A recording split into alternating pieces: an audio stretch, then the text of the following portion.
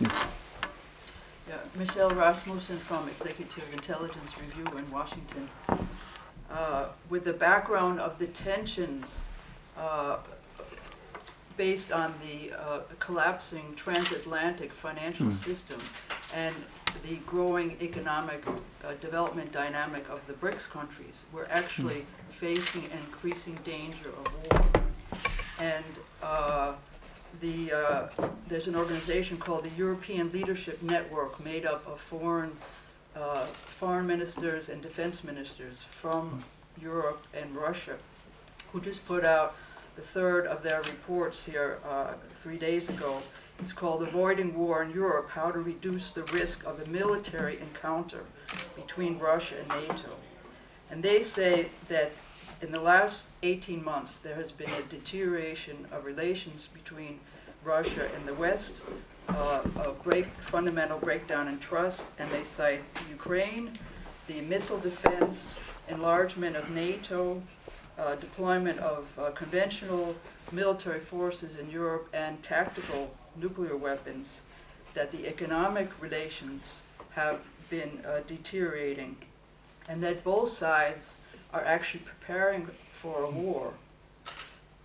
The maneuvers, they say, are increasing the prospect that there could be a war, and also that there's almost no communication channels left. And they say that people are talking about a Cold War, but our editor, Lynn LaRouche, has said, in fact, what we're facing is a hot war, even a nuclear war. So what will you do to stop this danger of war and protect the Danish people? Well, first of all, you said that there was a gap with the BRIC countries economically. Well, I think that the BRIC countries is not what we saw them to be just a few years ago.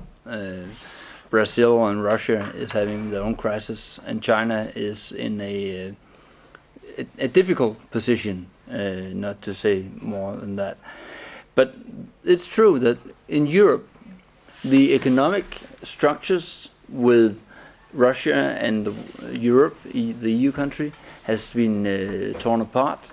The political structures has been freezed down, and if you should point to one point of hope, it's the Iran deal, where Russia were at the table and were acting constructively to make the deal, to living up to international expectations that they will push for a deal, and they did so.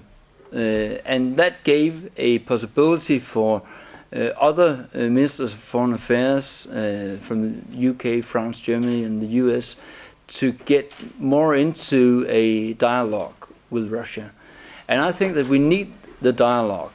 We need a dialogue to be sure that they know where we stand and where we don't stand. Meaning that in some of this